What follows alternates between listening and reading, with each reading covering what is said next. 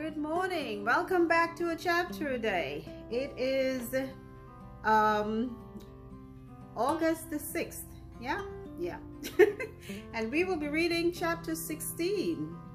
I think I can line up the days with the chapters by looking at the last number of the chapter and knowing that will be the day. It seems to be going that way. So whenever I have a stump as to what day it is or date, I might be able to do that, and that'll be my little cheat thing. But until then, I have read about all of the cities that were conquered and taken over by Joshua and the children of Israel since crossing the Jericho.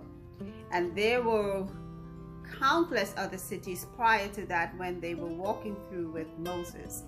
So I am really and truly amazed just in this chapter that we last read, chapter 15, from verses 21 all the way through 63, are a list of cities, 3, 4 plus in each verse.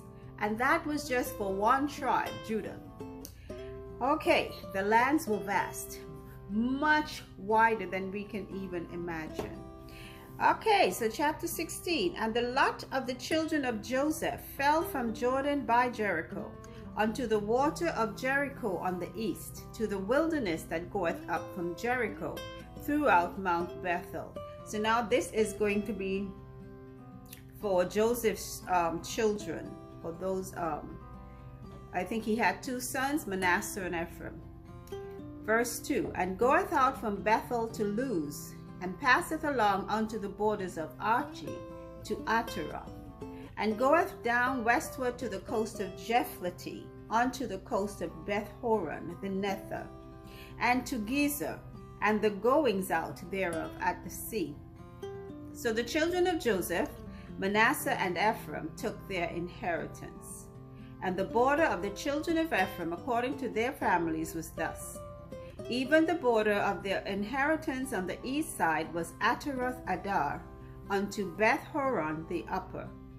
And the border went out toward the sea to Michmemath, or Michmethah, on the north side, and the border went out eastward unto Taanath Shiloh, and passed by it on the east to Janohah.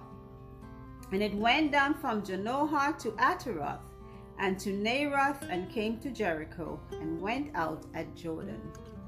The border went out from Tappuah westward unto the river Kana, and the goings out thereof were at the sea. This is the inheritance of the tribe of the children of Ephraim by their families. And the separate cities for the children of Ephraim were among the inheritance of the children of Manasseh, all the cities with their villages.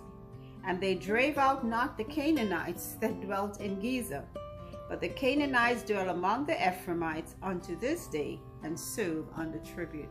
So it seems like for every tribe, there seems to be one particular group of people that they don't or can't or won't eliminate from the cities, and they have them dwelling among them and paying tribute. I don't know if this is what God instructed them or expected them to do, but we'll be hearing later on, I'm sure, about the Canaanites. Sometimes they seem to have made lifelong enemies because maybe they did not do what they were supposed to do at the beginning. That's it for chapter 16. It's a very short chapter, and it focused on the lands that were given to the children of Joseph, which were Manasseh and Ephraim. And that's the end of our reading for today. Short and to the point. So, and some tribes were not as large as others. Judah must have been one of the larger tribes, so they had a lot more land. But for Manasseh and Ephraim, they may not have been very large tribes. So they did not have that many. Because remember, Judah and Reuben, and they were the older brothers of Joseph. Manasseh and Ephraim were Joseph's children. So they had a long time for having children, and then their children's children, their families were way advanced before Manasseh and Ephraim came along. And they were still children when they moved into Egypt. So